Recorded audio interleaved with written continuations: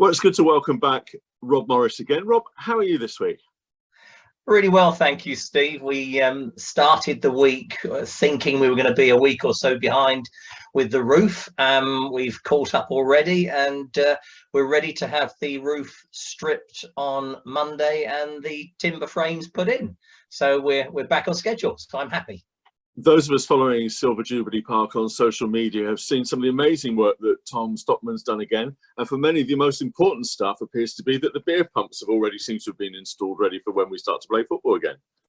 Yeah, you're seeing all the good bits. What you don't know is he's pinched 2 foot off my office without telling me, which has deeply upset me. But yeah, he's got his priorities right, got the beer cellar all up and running.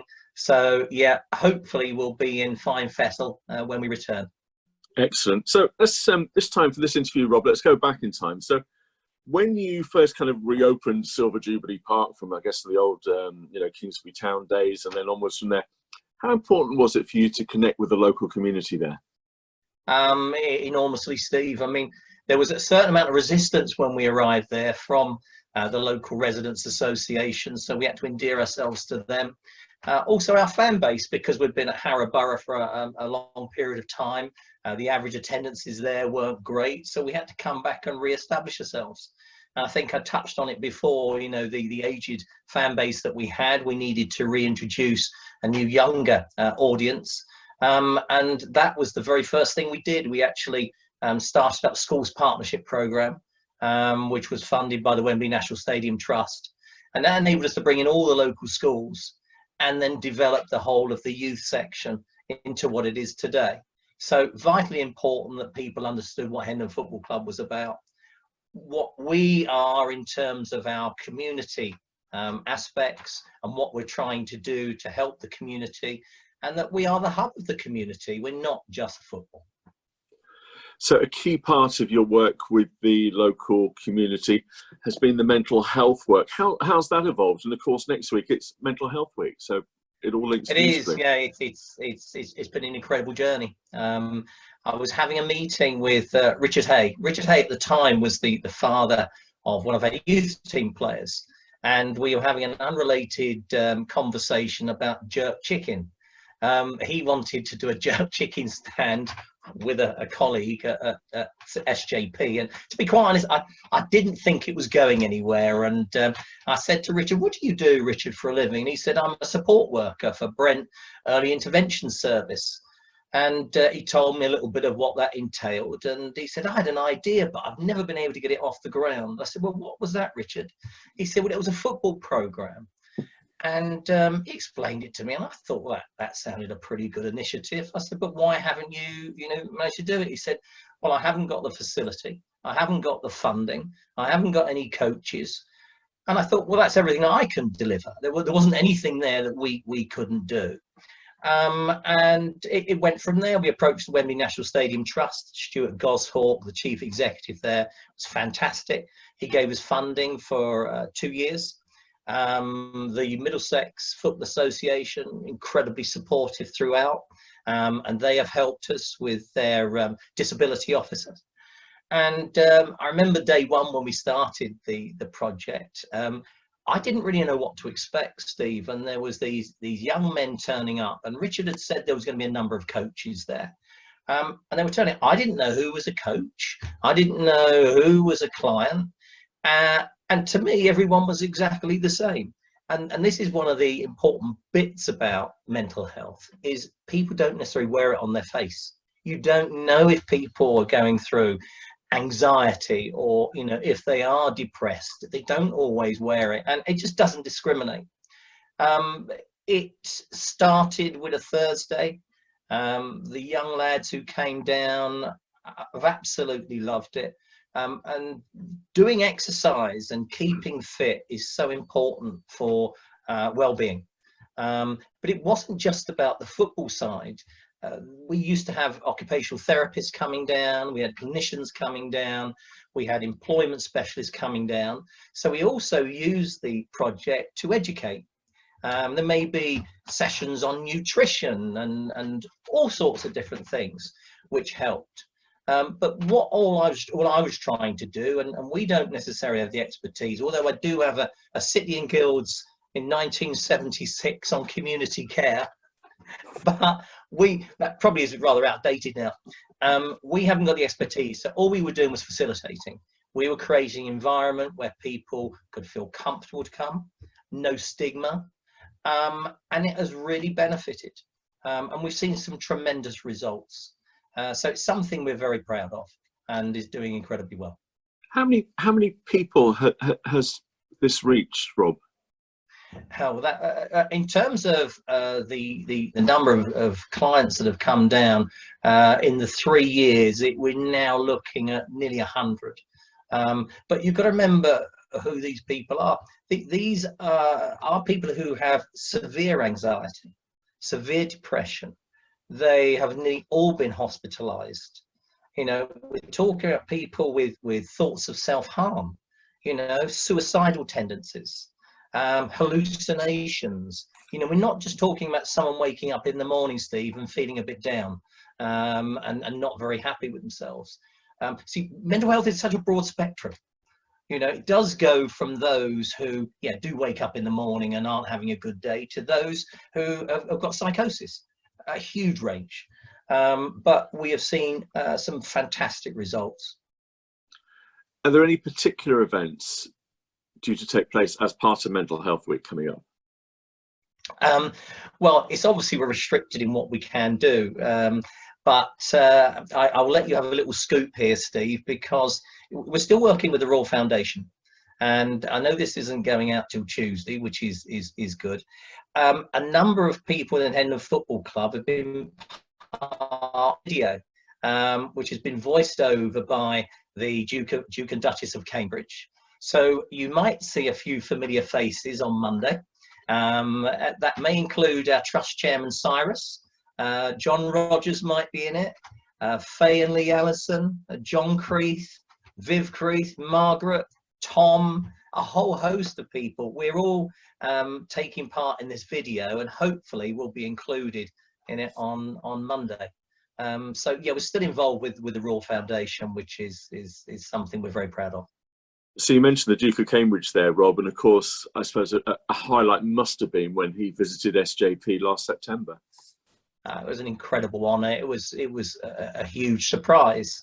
Hendon was selected because, as a grassroots club, the wonderful work that they'd been doing regarding mental health, and we had got quite a lot of publicity.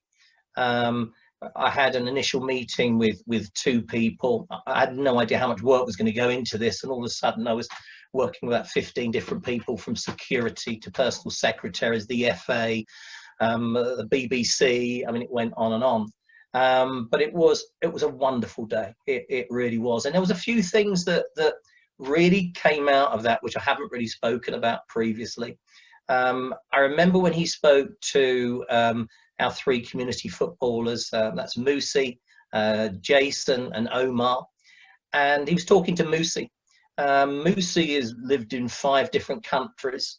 His mother doesn't speak much English. She had been living with mental health issues. His father wasn't around, so he was almost the main carer of the rest of his family. And you can imagine the impact that had on him throughout his life, and why he's found it quite difficult. And I remember the Duke of Cambridge turning around to him at one point and saying, "Your mother never spoke to you, did she?" And that, to me, was him calling on his own personal experience of Princess Diana, and that really struck a chord. And then he spoke to Jason, and Jason had been in quite a dark place before he joined the football program, and he said if it wasn't for Hendon Football Club, and if it wasn't for the football project, he probably wouldn't be here now.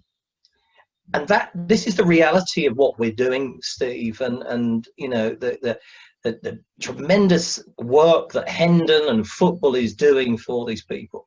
But then there was another moment from that day that will always stick with me. Our John Rogers, and I will mention him by name because he went on camera and spoke about this. And he said he was going to watch a Hendon match in Canvey Island, and he didn't think he was going to come home again. And it was because of the football match, that hour and a half, it changed his mindset, and he did come home, thankfully for all of us. So some really powerful messages that day, and some people really speaking from the heart. And we don't know who is affected by mental health. It's not just those that have got it, it's also family members, it's carers, it's everybody in the community. So that day was fantastic. Got a huge amount of coverage, national TV, papers, everything, and it's continued on, which I think all Hendon fans are incredibly proud of all of the community outreach. And since I've been involved with Hendon, I mean, you've got to admit, Steve, aren't they the most kindest, generous group who keep giving? Absolutely. And I'm sure there's lots of football clubs, non-league clubs especially, the same, but I've never come across a group quite like it. I mean, Omar was another one who was spoken to by the Duke. Now, I don't know if you know the story of Omar's garden, but Omar came into the clubhouse one day. He leant against the bar. Now, this is when Tom's handiwork does really show up, because he leant against this bar which Tom had put together, and it just fell apart.